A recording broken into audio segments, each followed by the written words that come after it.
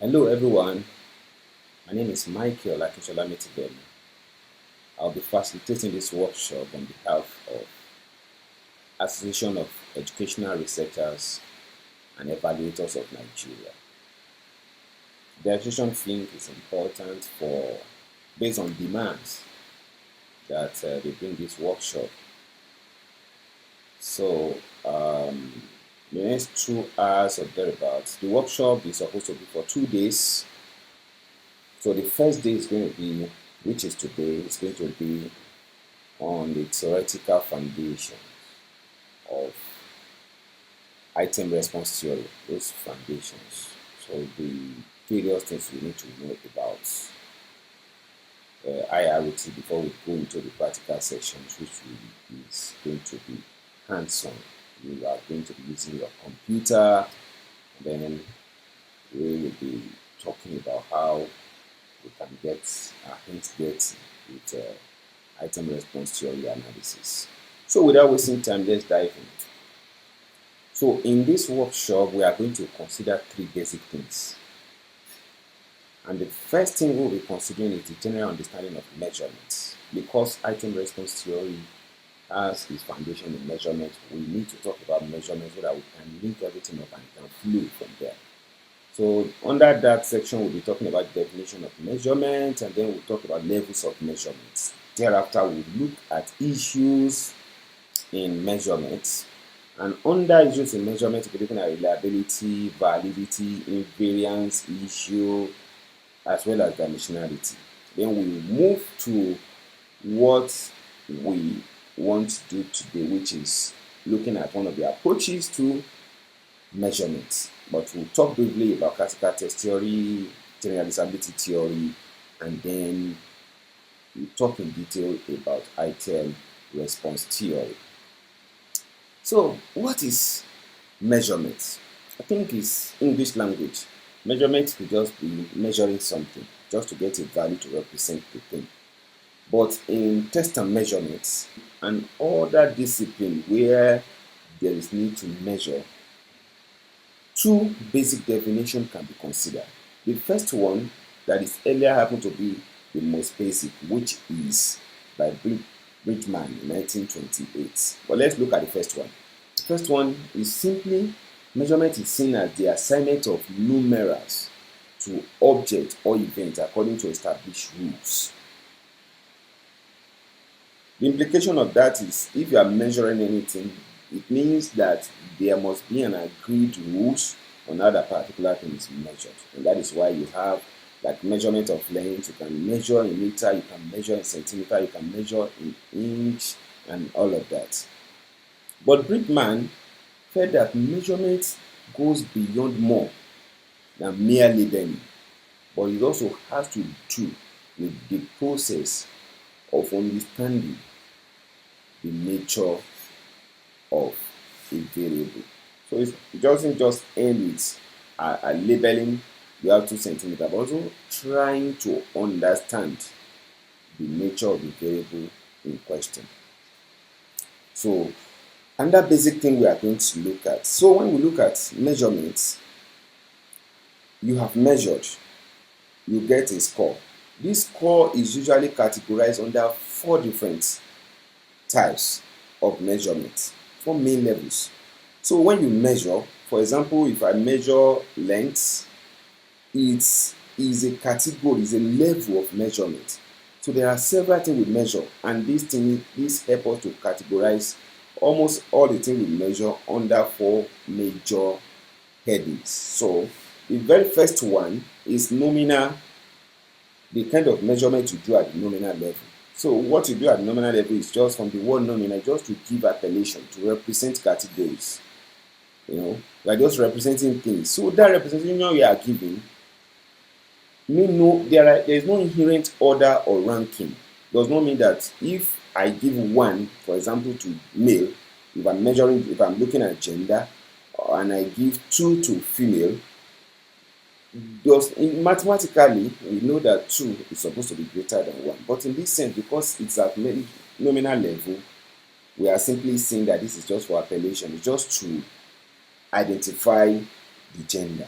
not necessarily saying that female is better than male. And when you look at it, colors, type of fruits, and all of that. So when you give value to them, in case, let's say for example, I have 10 type of fruits: apple, orange, tangerine, banana, and all sorts. I have them, they have collected, and I need to label them. So I answer, okay, let apple be 1, let orange be 2, let tangerine be 3, and all of that. So this value I'm giving, 1, 2, 3, 4, mean nothing in time of measurement. What it just means is that it just helps us to identify the fruit we are talking about. So there is no inherent order or ranking in the course of that measurement. So that takes us to the second level of measurement, which is ordinal. So from the word order, in this particular one, there are categories. These categories have meaning. Order, there is rank. Let's pick an example of, say, educational qualification. So in a study that you are looking at educational qualification, we know that you have primary school, you have secondary school, in other clients you have what you call high school, you have graduate, bachelor degree, postgraduate, which have masters and PhD and all of that. So if you look at this, there is this ranking that's inherent in that measurement. So if you have that kind of measurement, what you have is ordinal level of measurement. So, and this has implication, when you have things in order that way, there are things you cannot do to that measurement, and that is why it is important for us to understand these levels. If your variable is measured at ordinal level, it will mean that issues like mean, standard deviation will be difficult, because you can't pinpoint where the mean can be. You are only going to be able to say 2 is higher than 1 and 3 is higher than 2 and all of that. So if you have this kind of measurement where all you are interested in is rank and order, that is the measurement that gives itself to ordinal level of measurement. Then you move further to look at interval level. So this one is a little ahead of ordinal. So there are categories. But this category you have is uniform. But one thing that ordinal level of measurement does not give is that there is no true 0 points. There's no true 0 points. You cannot say that an individual is 0. And a good example is IQ of a particular person. You can't say that the IQ of a child is 0. There is a value that child will have. So it's an interval, and you can have equal. There is uniform interval between variables like that. In the physical sciences, you can have example of temperature when you measure temperature in Celsius or Fahrenheit scale. What you don't have is that there is no absolute 0, but we can see equal interval, and that is why you see the graduation in thermometer. You can see 35, 36, and all of that. So the difference between one point to the other is uniform. As you move from one point to the other, there is uniformity in that calibration. So that is interval. Another one is the ratio scale. So the ratio scale have true 0. So for example, issues like height, weight, income, distance, even age, you can put all of this in ratio, because it is easy for us to say he's 2 times, maybe he's twice as old as I am. So any measurement that you can do that to that, when you place one, you can easily put in ratio that this one is 2 times. You can have age. You can say a father is twice as old as his son, and all of that. That is ratio scale. So in all of this level of measurements, some of them you can easily find them. Like in the physical sciences, you can easily find things that give themselves to ratio scale. And that is why most of the statistics that were developed in the past by scientists were developed for variables that give themselves to ratio scale and interval scale. But when you talk about behavioral sciences, it is almost very difficult to have variable, almost impossible. There are some, of course, we have IQ. IQ is about the only variable you can find that gives itself to this higher level of measurement. Our variables in behavioral science tend to stay more within the nominal level and the ordinal level. So that will take us to now looking at issues in measurement. Now we have measured, we now have good understanding of the levels of measurements and the implication of each of them, so that when we want to give this data to analytical applications, it's easy for us to know what analysis will be more appropriate. Because most of, for example, if you look at differential sizes and descriptive sizes, you discover that what they need, the kind of data that can be subjected to some of those ones you see, like t-test, ANOVA, and all of that, are variables that are continuous in nature. And two type of level of measurement you can categorize under continuous variable is what you have for intervals level and ratio level. So let's look at reliability. It is important because the essence of measurement, when you measure, one thing is you have measured, you have the score. Another thing is that score you have, how well is it representing what you want to measure? How well is that score, the score you have obtained, how well does it represent? How well does it reflect the characteristics that you want to measure? So there are several ways of looking at this. So reliability itself is about consistency in measurement, consistency in results.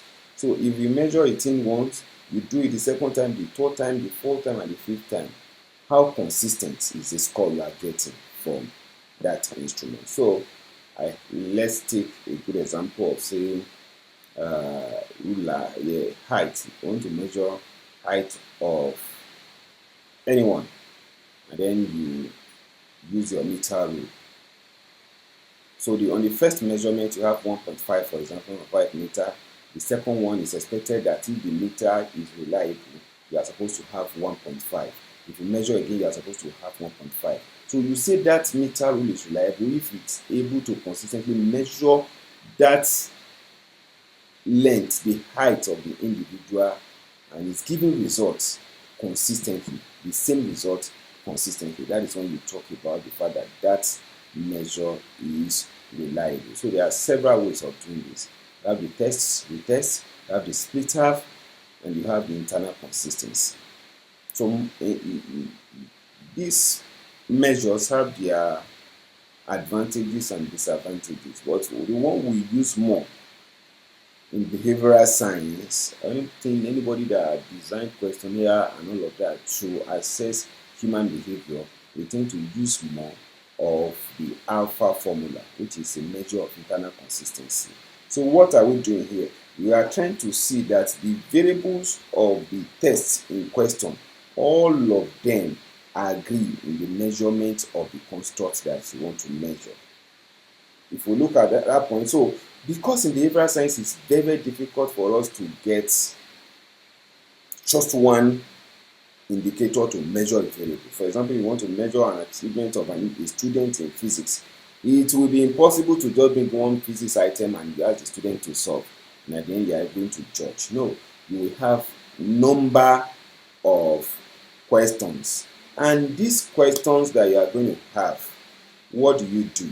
You now put all of them together. So it will be internally consistent if each of the items agree in the measurement of physics. So which means they all converge for the measurement of it. So let's take, for example, if one is measuring biology, another item is measuring chemistry, another item is measuring geography, another one is measuring social studies, you see that they are diverging. There is no internal consistency. So internal consistency simply means that the indicators you want to use for that measure, all of them, they are providing a converging view.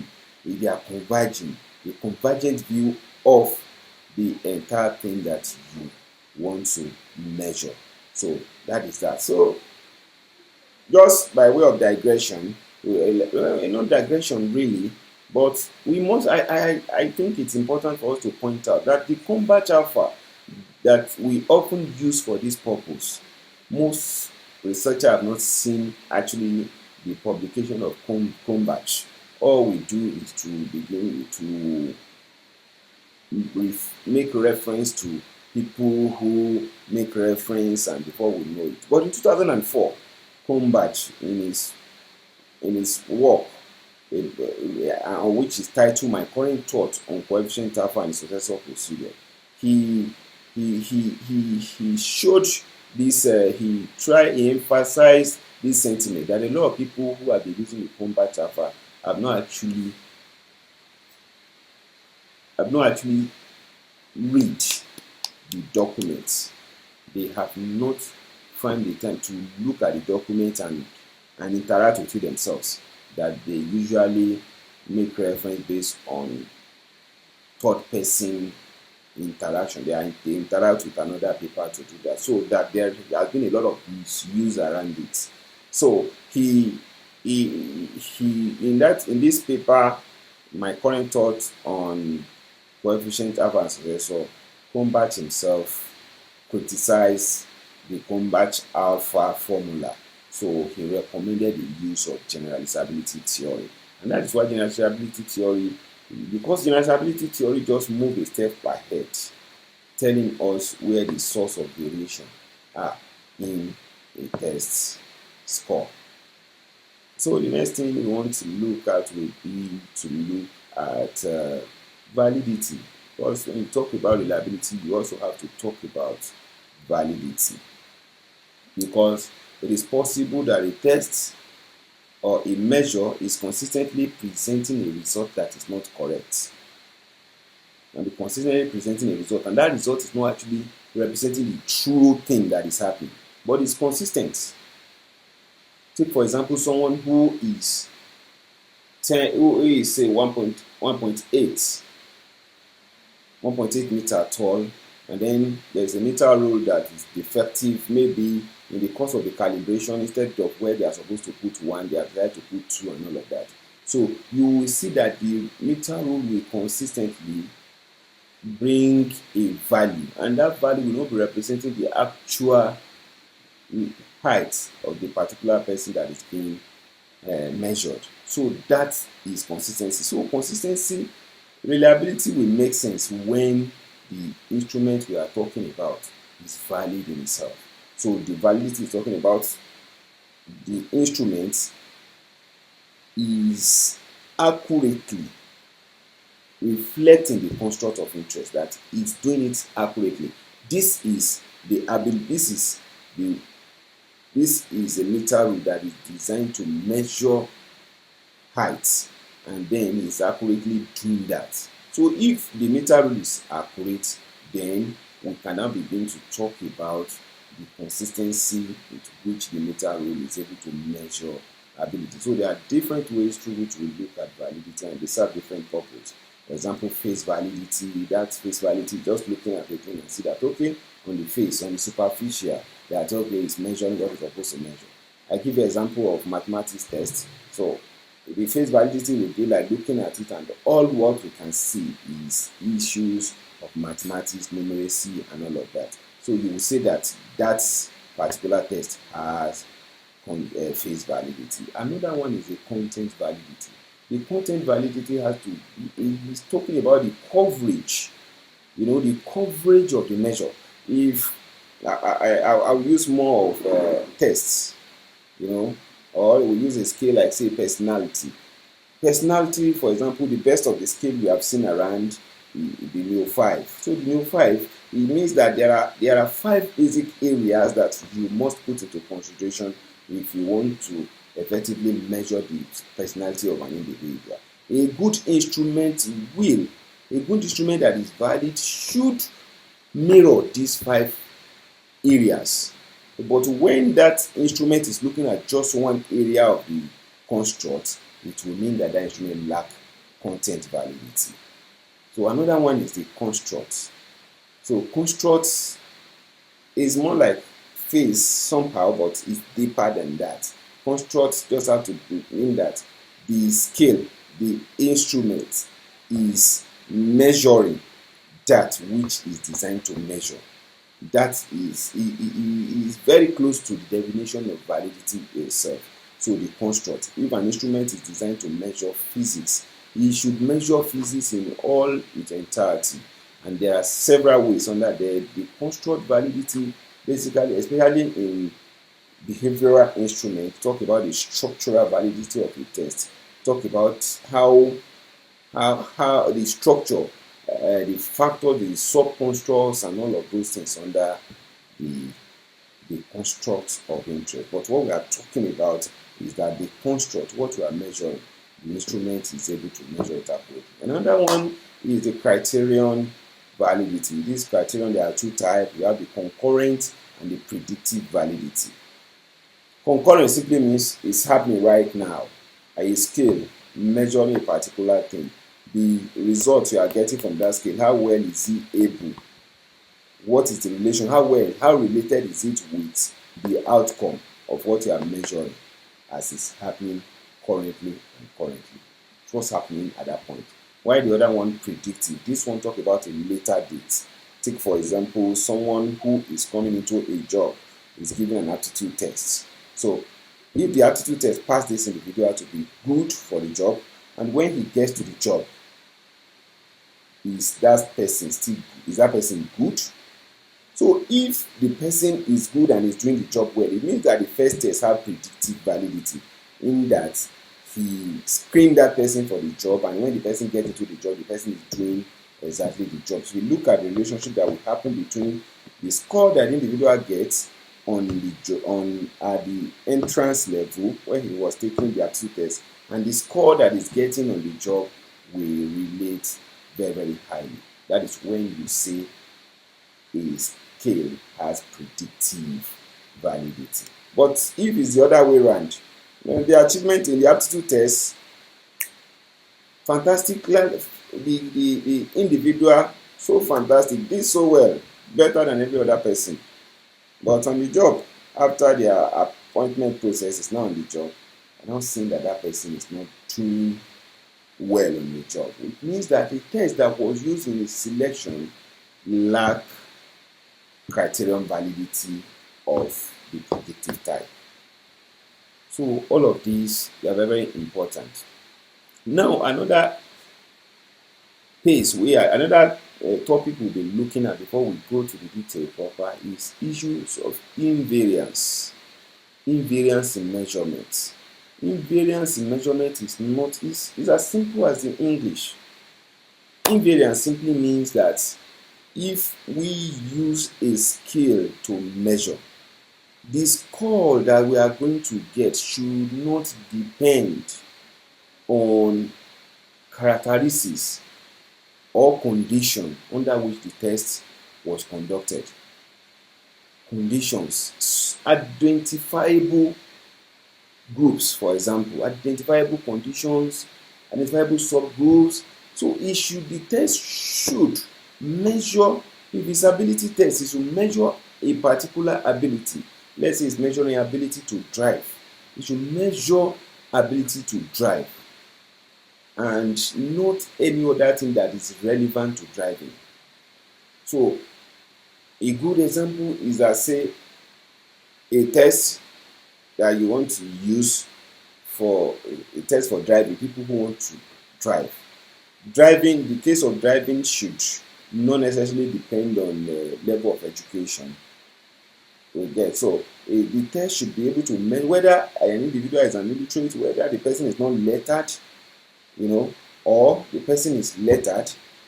The test should be able to measure their skill in driving, and not that the test is doing well for those that are literate and not doing well for those that are not literate. So any test that show this bias is shown to lack measurement invariance.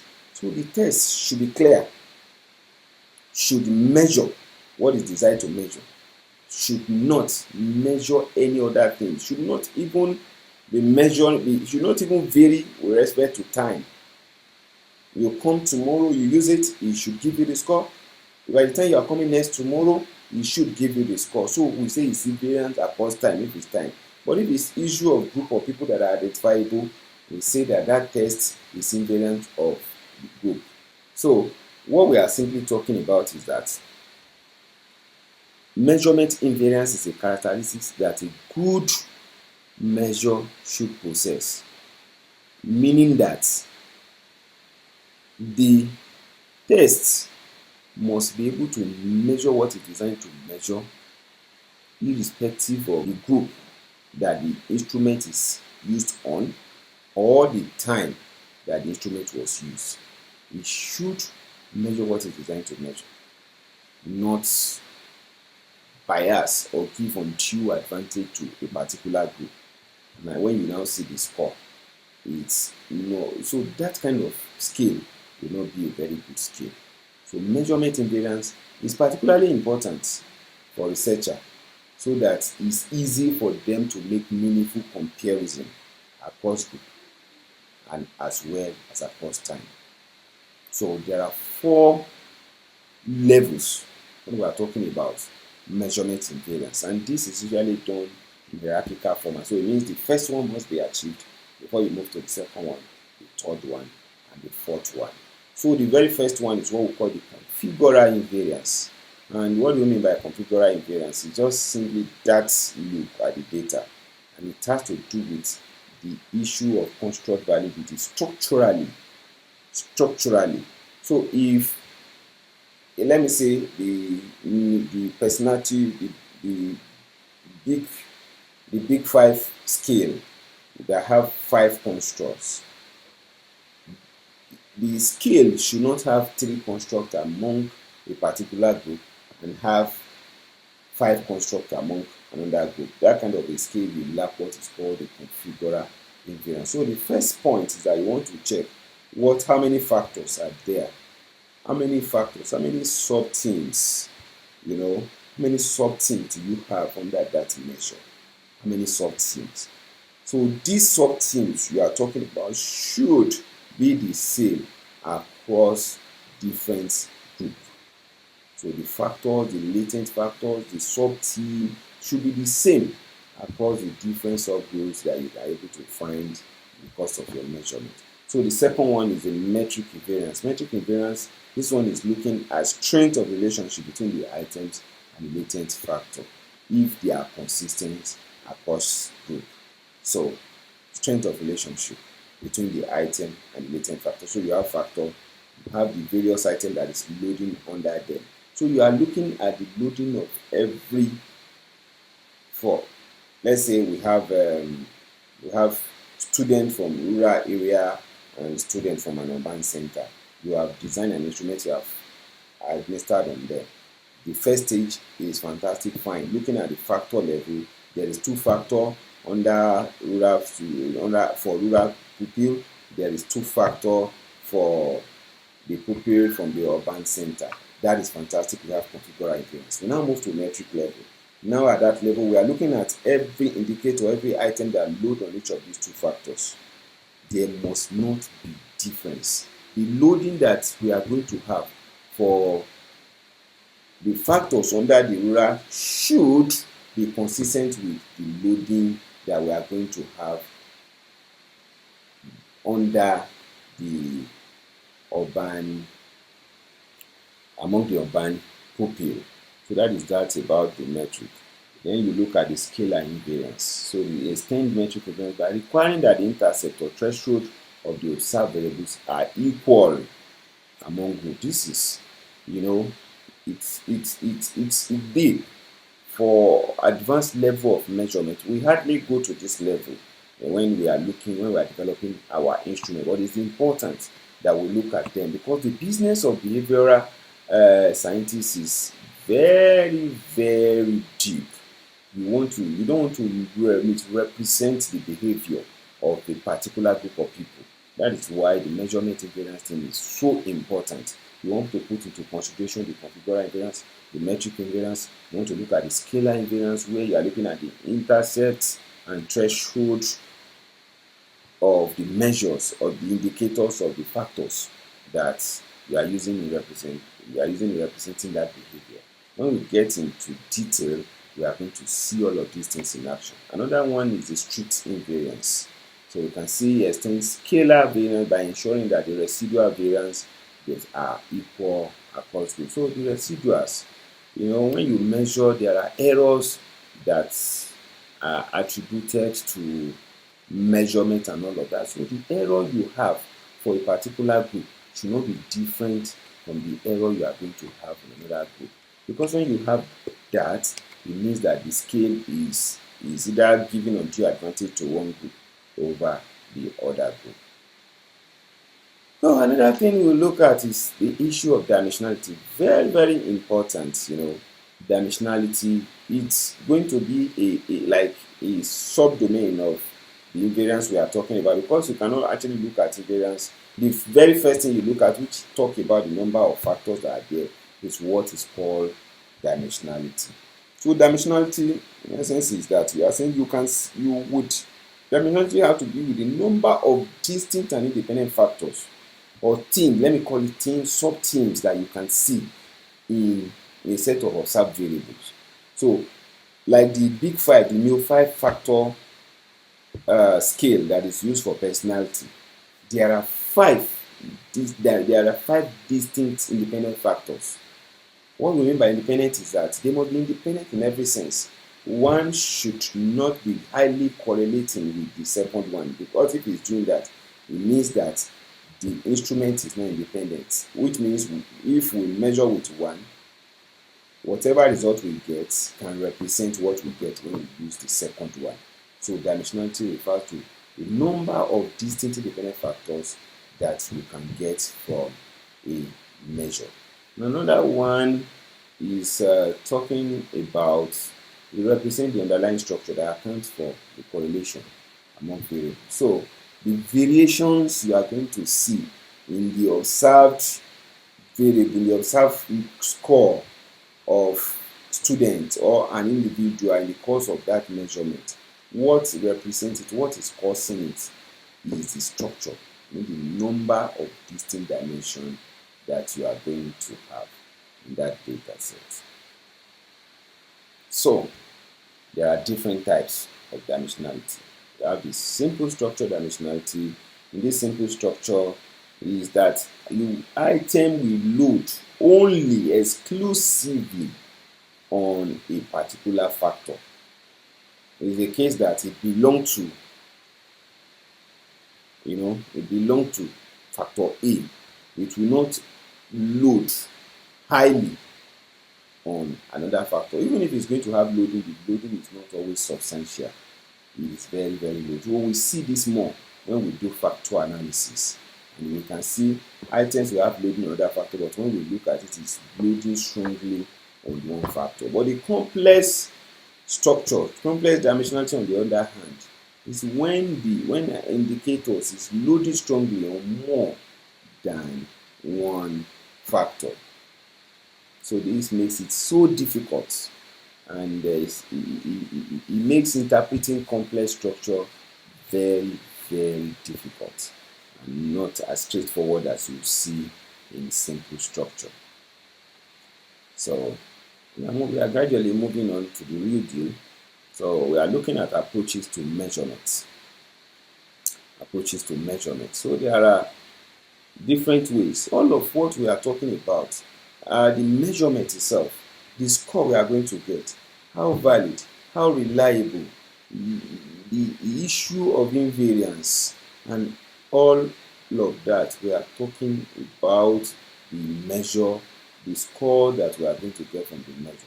But when we now look at get that score, when we get that observation, how do we interpret it? There are different ways. How do we estimate to make meaning? There are different ways through which we get this done. But when you get data, for example, you administer test item to students to assess their ability in mathematics. So you get, after the assessment, you get the score, you mark if it's dichotomous, so you have 0, 1, 0, 1, he gets it right and wrong and all of that.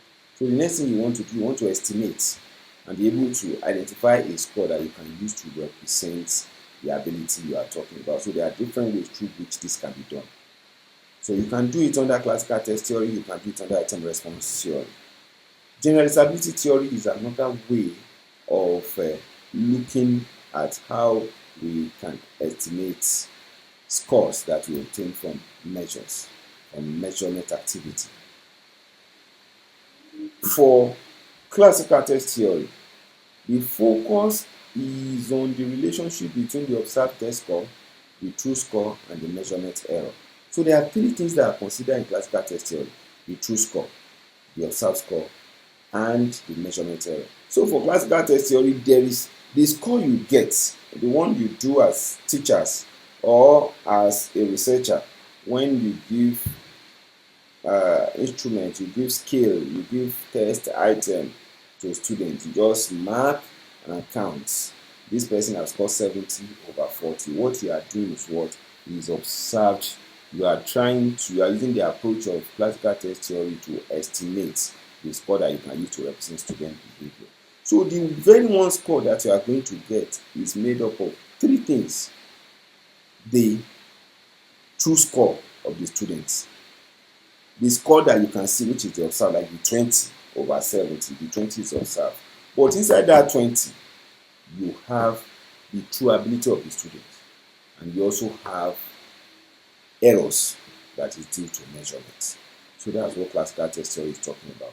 When you talk about generalizability theory is just an extension of classical test theory that helps us to know what is responsible for the variation we see in tests. This will help us to increase reliability. So when you are able to identify what precisely is responsible for the variation in the actual measurement, you are supposed to get 5, you are getting 4.5. The case now is that what is responsible, why are we getting 4.5? Generalizability theory helps you to identify why the scores you get is not the true score. So that about generalizability theory. Then we go to item response theory. Item response theory, big man, but not so difficult, is just a group of statistical model that people use not just to find the observed score, but to look at ability of an individual. How does it relate with the responses, or with the ability? How does it relate with the scores that person gets from test item? So give chemistry, for example. If you give a chemistry test to students, the score, the ability of the students is inherent in the students. The characteristics of the item belong to the item. So you want to see if a student is actually very, very knowledgeable in chemistry, the relationship, you should be able to answer some certain items correctly. So what item response theory is trying to do is to establish a relationship between an individual ability or proficiency and the responses that they give to test items. So classical test theory, item response theory are still in use as we talk. There are people who are using classical test theory, there are those that are using IRT, there are those that are using the two. But in literature, it has become a thing of choice. Now that we have classical test theory to work with, we have item response theory to work with. It's a case of which to which choose. Item response theory have obvious advantage over the classical test theory. One of the limitations of classical test theory that led to the development of IRT is the fact that people, you give a test to a student, the student's score, the score is going to get, is going to be dependent on the number of items you have in that test. So if you have 200 items, the student cannot score more than 200. It's going to be getting a value between 0 and that 200. So what does it mean? Does it now mean that the ability of the individual is dependent on the number of items that is in the test? No, the ability of that person is inherent. So what item response theory tries to do is that the ability that will be calculated for an individual will not depend on the number of items in that test. Another one is the case of, in the course of test development, when we are developing test items, what we are interested in, we want to see the item parameters. We want to see how difficult, how simple the items are, so that in the real exam we can know the type of item to pick for the real exam. For classical test theory, this is dependent on the number of people.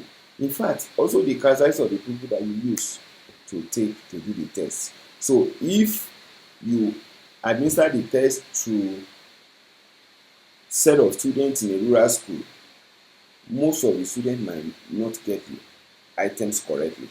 So if you calculate the difficulty of the item at that particular point in time, you see the test to be very difficult. But if you pick the same test and you want to develop it using urban center students, and you administer, you can see almost all of them will get the items of the test correctly. It then become a thing of controversy. The item is simple for this group, but the item is difficult for that group. So which now subjects the test to one believing that the test does not have its characteristics are inbuilt on itself, but depending on the characteristics of the examinee that are taking the test. So that is what item response theory has come to do, to solve all of these dependency problems. So for item response theory, irrespective of the number of people that you use, the characteristics of the item is the characteristics of the item. So as good as item response theory is, it has become almost important for people to say, okay, let's use item response theory. Though it has some limitations, there are limitations to its use, but it has a lot of other advantage. So one of it is that it's able to calculate reliability for each examinee. So when it's able to calculate the error that is attributed to the measurement of an individual person, the ability of an individual person, the error associated with that measurement will be clearly stated. Not in the case of classical test theory, where all of the error is matched together to be. So you have 300 students, the errors are matched together, and then the error is just representing all of them. That is not the case for RIT. RIT will help you isolate the error that is attributed to the measurement of a particular examination level. Another one is that item response theory is done at the item level. You start from the item, not the case of just counting. You start from the item. It looks at the probability that an individual is able to get an item correctly, and that probability will help to predict the probability that an individual will be able to answer another item that fall in that level of difficulty. So another good reason why it is important is because item parameters and the ability of examinee, they are placed on the same platform, on the same scale. They are measured from the same scale. Another one, issue of item parameter invariance. That is the thing about item response theory, the selling point, that the item is not biased against. The item is not biased for a particular group against the other. So we move on. And that thing is score of item. Score is item independent. So the ability you get is not depending on the number of items on the test, but rather is the ability of the person that you have in question. So another reason why we should use it is the fact that you can use it to do computer adaptive testing, which is not possible for classical test theory.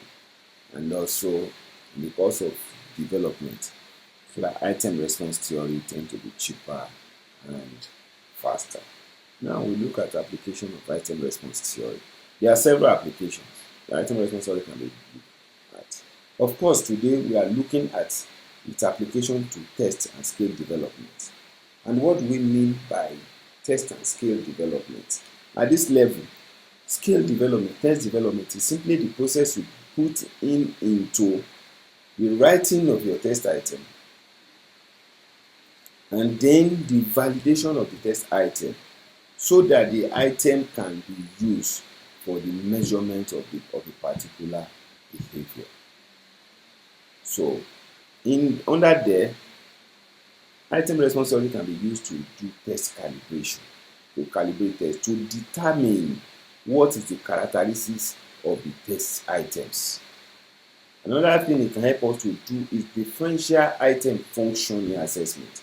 This DIF assessment can be likened to what we have in the measurement invariance, and that is why we had to talk about issues of measurement invariance.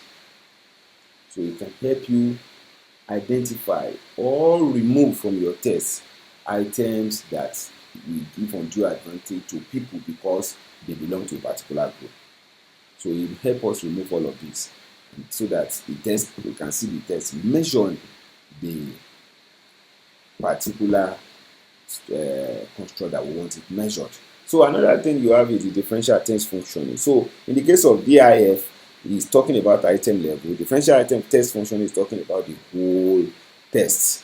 Then we move to ability, proficiency, and street scoring. So after the test, in the real exam, when you give out real exam to your student, at that point what you are interested in is just to mark the score. So that process is what we call the ability estimation. Another thing it can help us do is computer-based testing.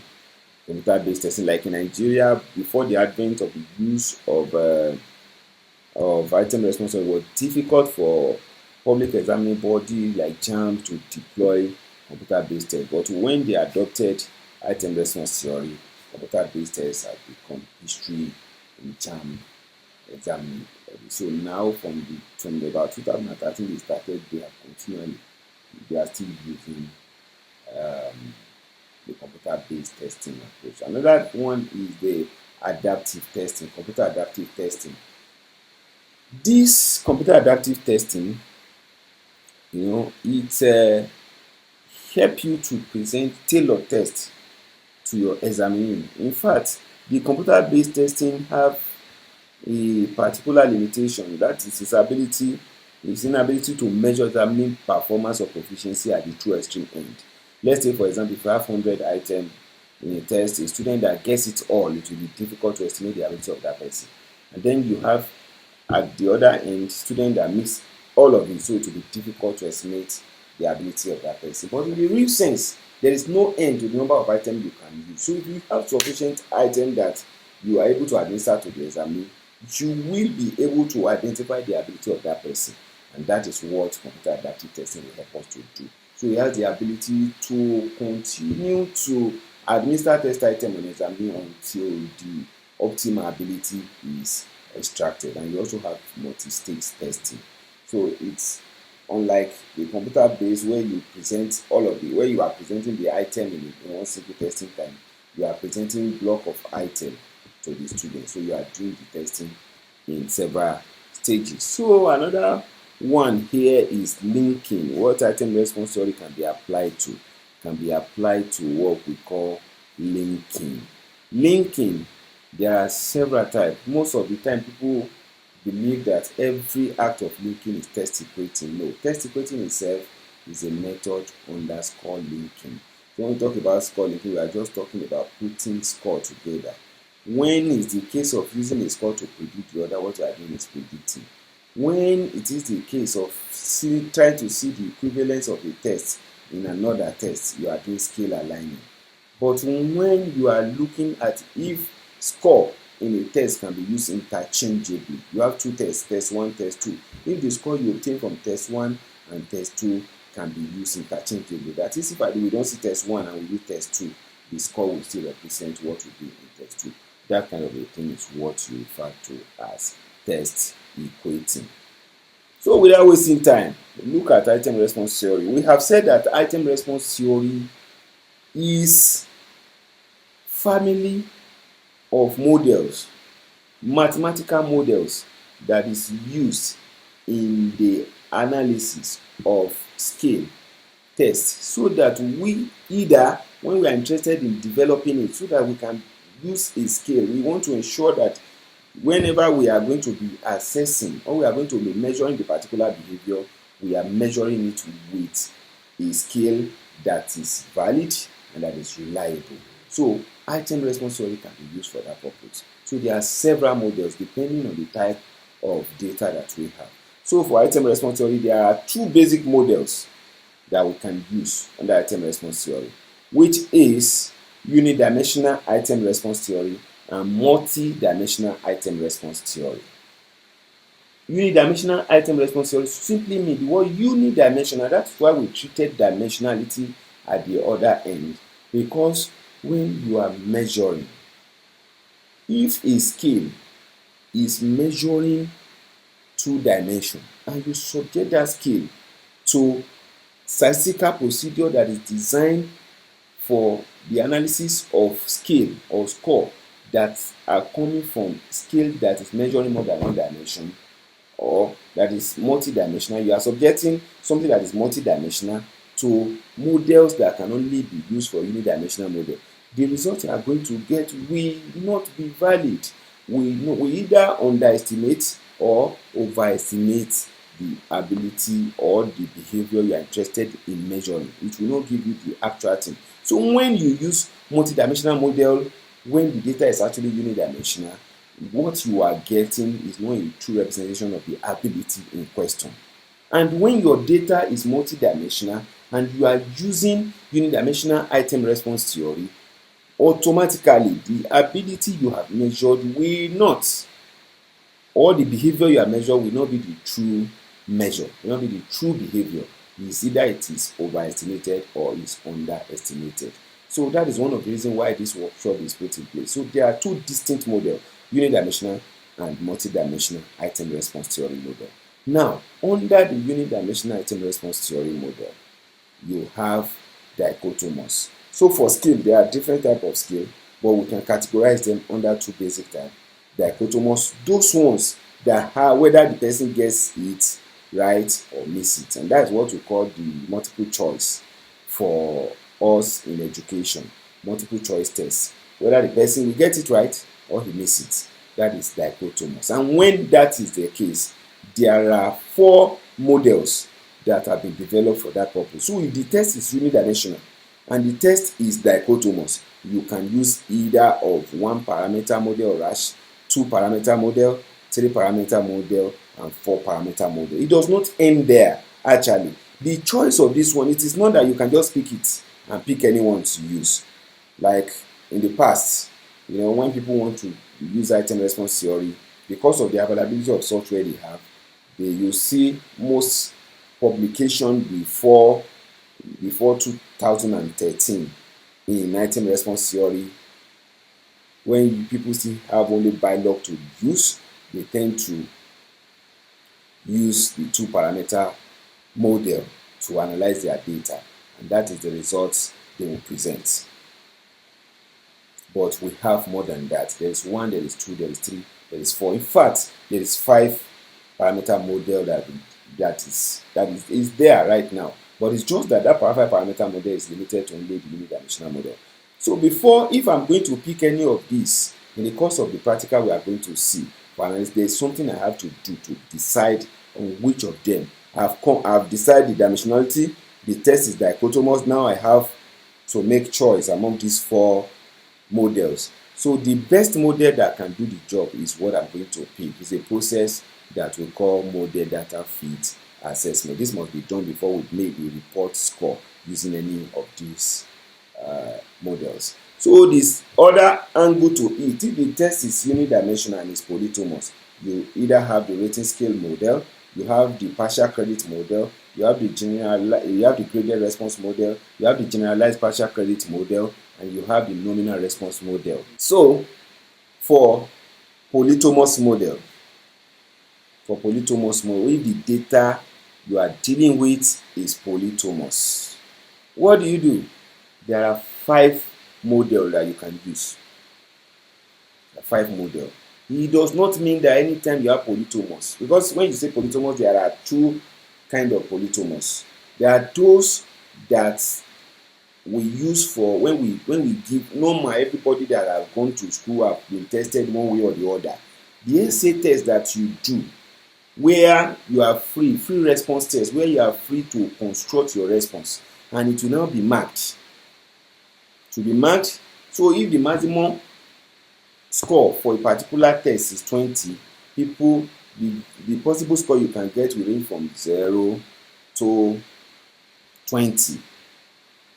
So when that is the kind of test you have, there are only two possibilities that you can use when it's a free response test. That the answer you get the behavior, what you are showing is either you are getting 0, you are getting 1, you are getting 2, you are getting 3, depending on the maximum obtainable score.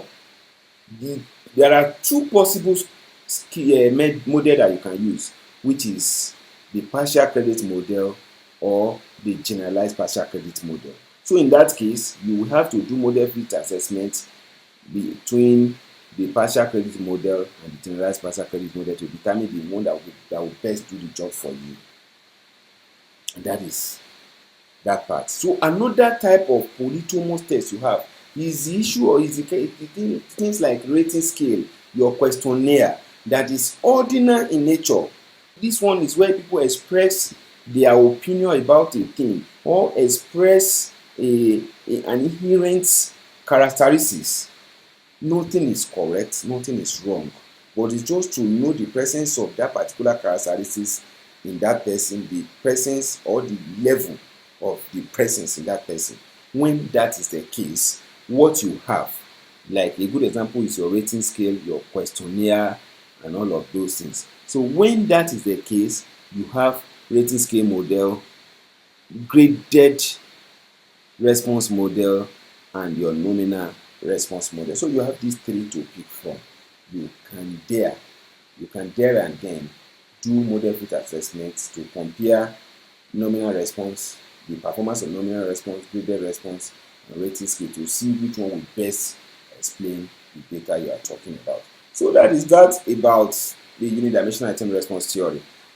So if you assess the dimensionality of the data and the data is showing more than one dimension, so it means that you have to use multidimensional item response theory model. And under that, you have, like we had, like under the unidimensional, where we have the data can either be dichotomous or polytomous. So if it is dichotomous, you have 4 possible options to pick: the multidimensional 1-parameter model or RASH, the multidimensional 2-parameter model, the multidimensional 3-parameter model, and the multidimensional 4-parameter model. So you subject the data to this model and then identify by way of assessment which one will best represent the data, and that is what you use to present your to explain the behavior that you are measuring, or that is under inquiry. And for the polytomous model, so you have, just like you have under the unidimensional model, all you are going to do is to just have the multidimensional rating scale model, multidimensional partial credit, multidimensional graded response model, multidimensional generalized partial credit model, and multidimensional nominal response model. When we get to the practice proper, we would appreciate this more, but it's important for us to get this demarcation. Your data is not every data that is unidimensional. There are some data that is multidimensional. In fact, most of the data we use in the assessment of student performance at higher level from secondary school tend to be multidimensional, but most of the time we tend to subject the data to unidimensional model. When we do this, what we have done, what we are seeing as the performance is not the true performance. It's the data that should tell you the model that is best, that can best be used to explain it. So your score will be valid when you are able to apply the appropriate model for the analysis of behavior that you have measured. So let's look at some things that we are going to come across under item response theory. The first one that we are going to see is what we call item response function. And that is the beautiful thing about item response theory. Item response function help you to place the chance that an individual will get an item correctly with the ability of that particular person. So all of the models that we have talked about, we can have them grabbed For example, when you have guessing, you know that you are dealing with 3-parameter model. And then the difficulty. So on the graph of the probability that an individual will answer an item correctly, and the ability, inherent ability of that person, the difficulty of the test is always, the difficulty of the test is at this point here, 0.5 here, that you trace to this line the function that represents the behavior. So at this level, and the slope at that point 0.5 is what gives you the discrimination. We are going to see all of this just representing it. So what we see when we see item parameter, when we see probability of correct response that range from 0 to 1, and ability of the individual that is from -infinity to +infinity, normally we constrain this between -3 to +3. In some textbooks you see it between -4 and +4. So when we graph it like that and you see line drawing like S on it, what you are talking about is called item response function. And whether it's 1 parameter, it's 2 parameter, it's 3 parameter, we are going to see the difference by the time we look at the practical. So we come to the general assumption of IRT model. I have explained all of these assumptions. Most of them, I have explained the issue of the dimensionality at that first level. But the most important and the most basic of item response theory is the assumption of dimensionality. In the past, if you pick up textbooks on item response theory, what you are going to see there is assumption of unidimensionality.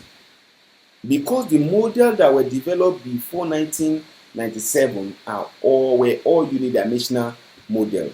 And the assumption is that if you look at the equation, there is only one ability that can be accounted for it. So every test that is measuring more than one dimension cannot be subjected. We can't use the dimensional model on them for us to get accurate results. So the dimensionality assumption is just talking about the number of dimensions that you have.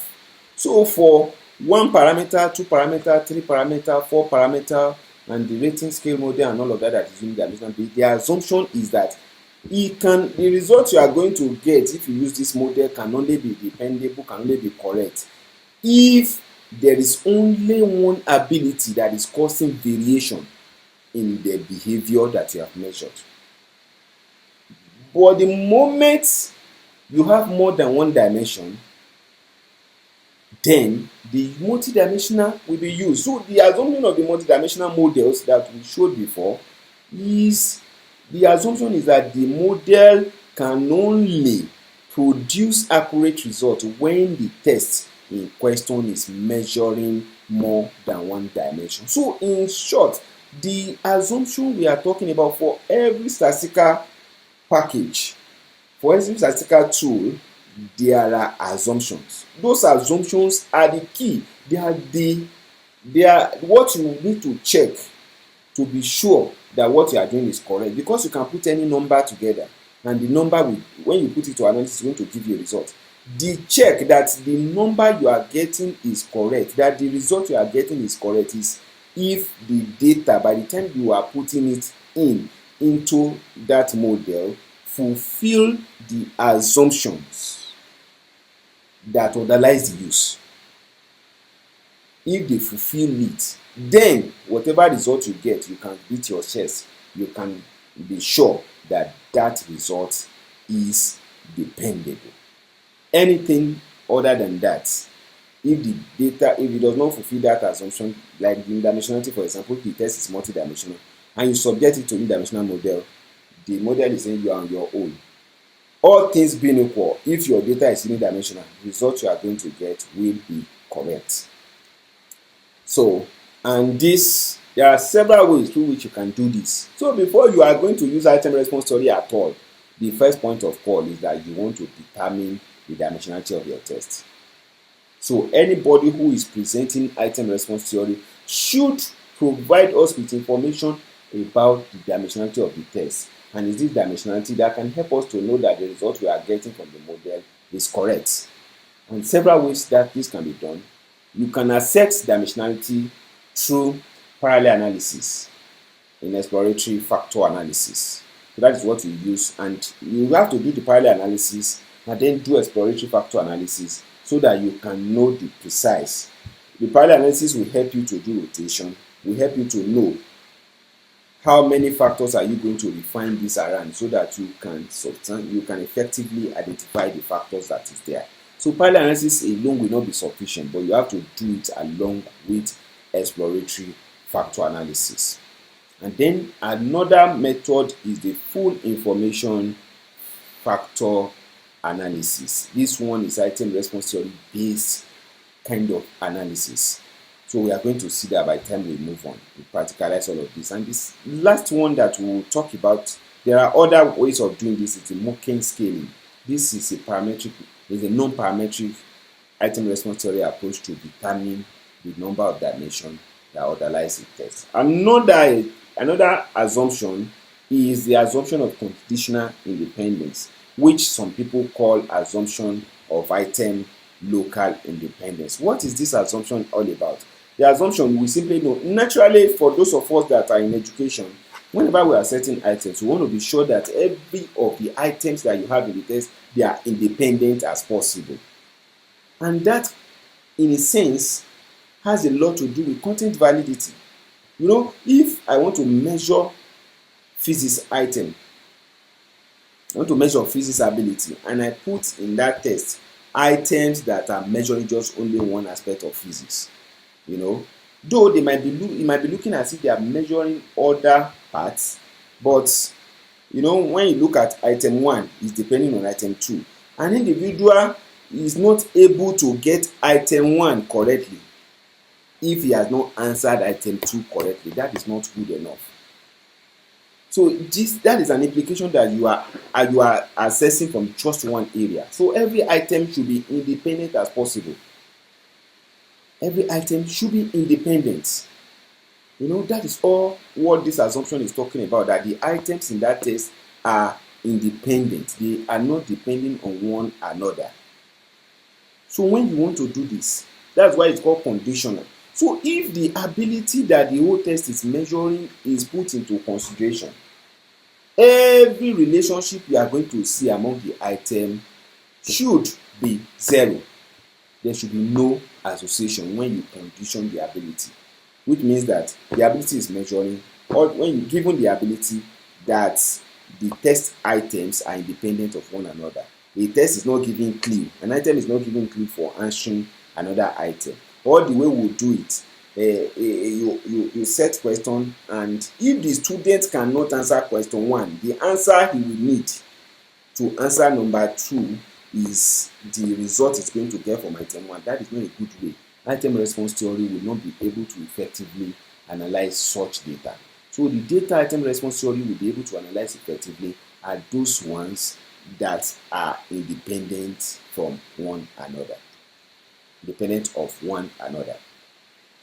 And then this can be assessed using several methods, but I have 2 listed here: the NQ3 statistics and local dependent statistics, which local dependent statistics is designed by Thiessen. That was done in 1997 or so. So these are the 2 methods that we can use in assessing conditional independence. So these things are important before you go ahead and say, okay, I'm using this particular model, using that particular model. All of these assumptions must first be assessed and proven right, so that they can lead us to picking the right model for the job. Another one that is very, very important that you hardly see, you know, in my little time of interacting with literature in item response theory, one that I don't see people do, I've not seen recent time assess, is the assumption of monotonicity. People hardly assess this assumption. The assumption is simply saying that when you say monotonicity, that is as the probability that an individual will answer an item goes up, so also the ability of the person increases. What does that mean? If my ability is very high, the probability that I will answer the item correctly should also be high. If the probability of answering an item correctly is high, it will mean that it's only those that have ability that is high that can answer that particular item correctly. The moment the probability of answering an item correctly is very high, and those people who has lower ability are getting it correctly, there's something wrong with that item. Item response theory will not effectively analyze this kind of data. So every data that we want to put into item response theory must fulfill these three basic conditions. You must check the dimensionality. If it's unidimensional, you know you are dealing with the unidimensional model for the analysis. After that, you go ahead to now look at each of the item. Are they independent? If they are independent, good for you. You move on to now check the monotonicity. Looking at probability of correct response for a particular item, what is the corresponding proficiency level? So if proficiency level is high, the probability that that person will answer the item correctly should also be high. So if you have any item that is mirrored, that mirror this behavior, you can be sure that that item can be submitted to item response theory analysis. And it's at that point that you can go ahead and subject the data to item response theory analysis. So there are several ways through which you can do monotonicity assessment. One of the ways I've seen in literature is the Kenneth smoothing. It's a non-parametric item response theory approach that will help you to graph the probability of correct response against proficiency level. And at that level, you can see the behavior. If it is something that is moving in the positive direction. So if it moves in the positive direction, as a probability of correct response increase, the ability is also increasing this way.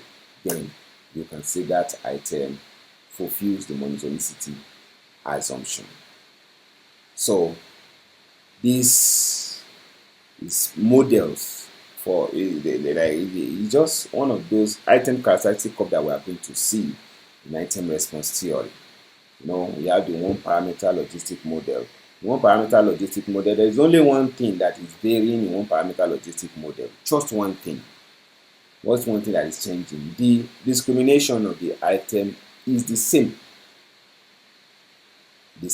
But what varies is the difficulty. So the difficulty of test item under one parameter model is when the item response function is thrown and then you place a line on the probability of 0.4 and you draw to that particular to meet the item. Wherever I meet the item, you trace it down to the ability scale.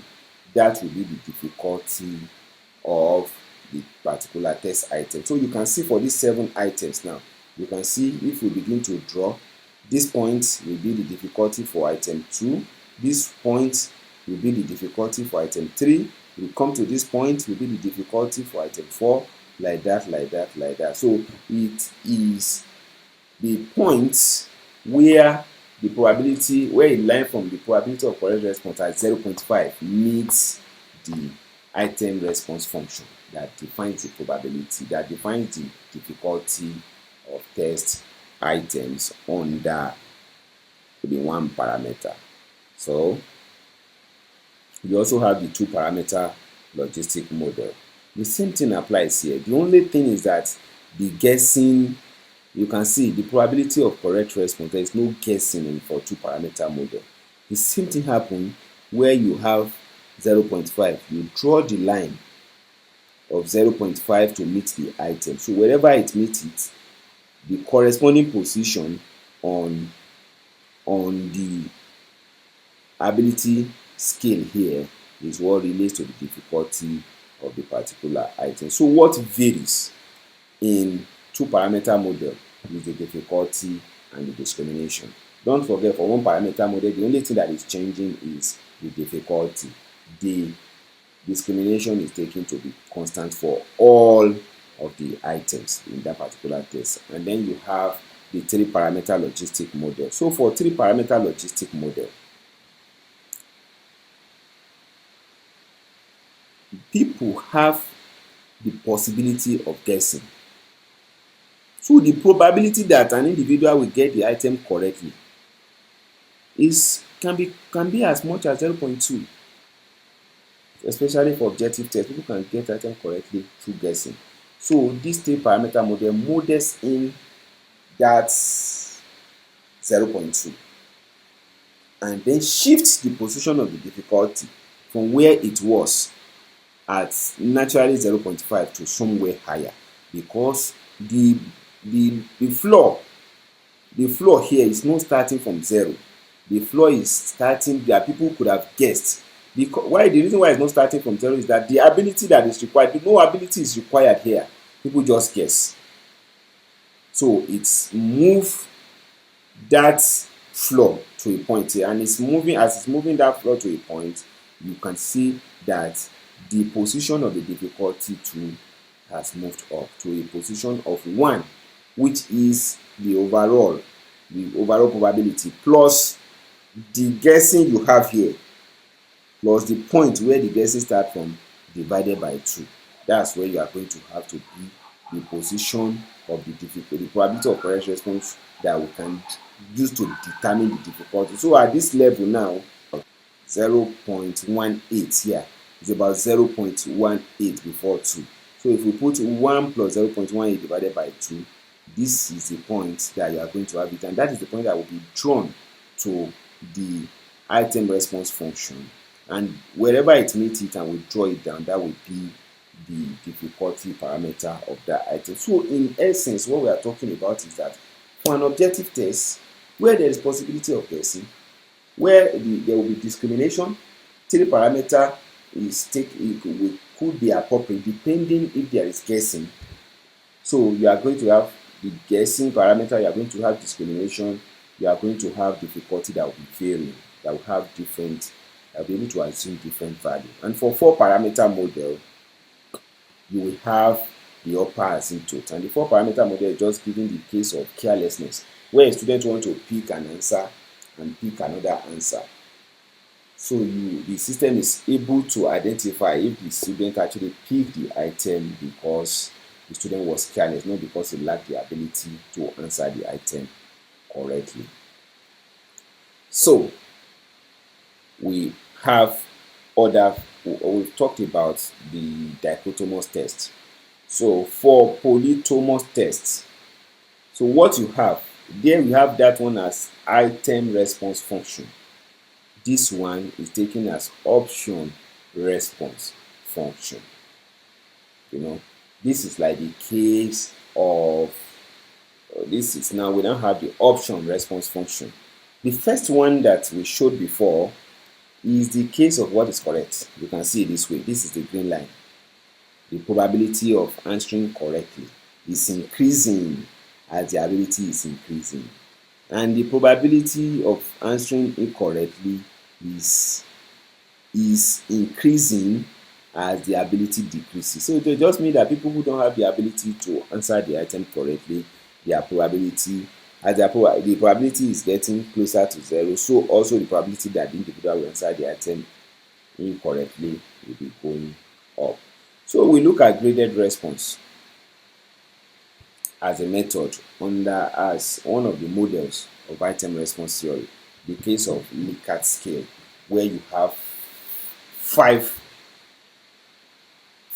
response formats: never, rarely, some of the time, most of the time, and always. So the probability, the response function, unlike what you have for item in multiple choice, is going to represent, you are going to have 2.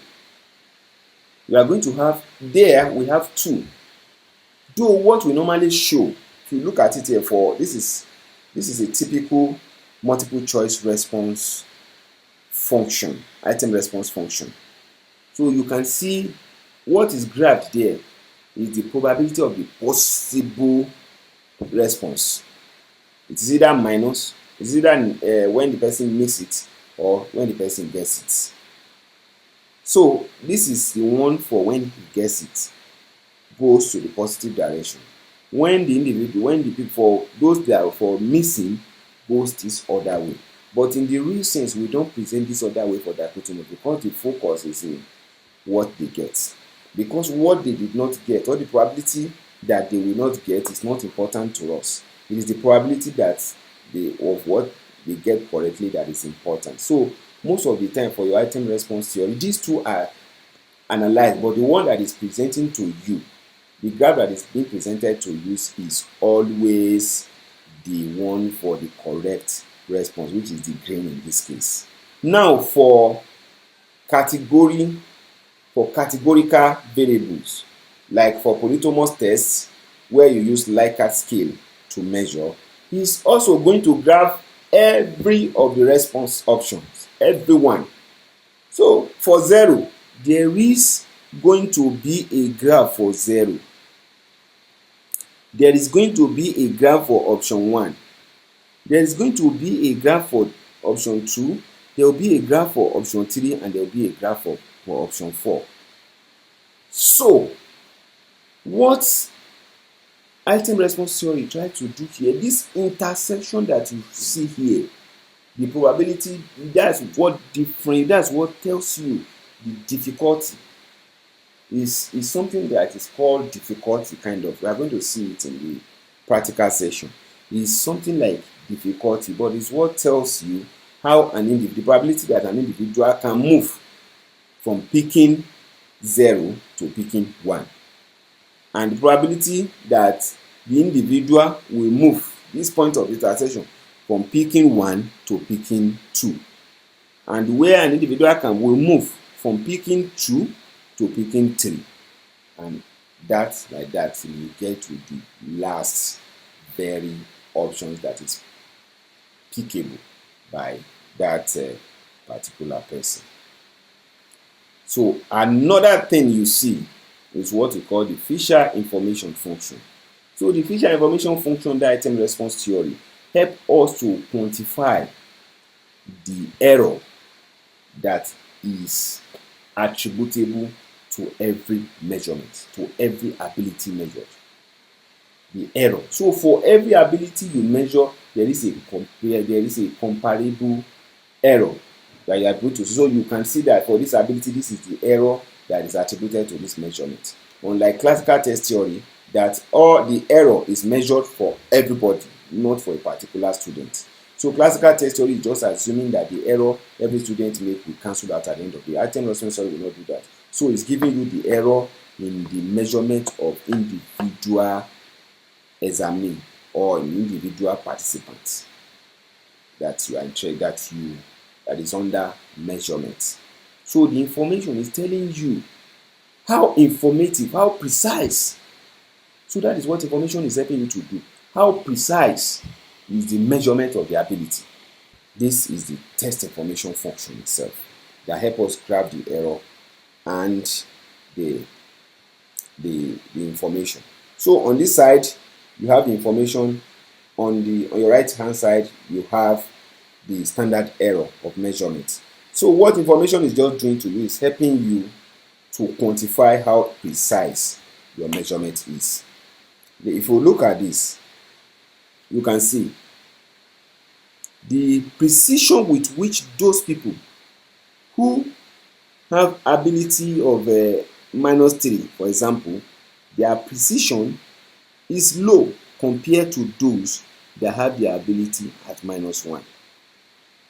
This scale is showing that if this is for a test, particular test you are looking at, is showing that the precision with which the ability is measured, the most precise, that the scale is measuring precisely more those people that have their ability under -1 to somewhere around 1.5. Of course, you can still see here there is precision, but it's going to show you down.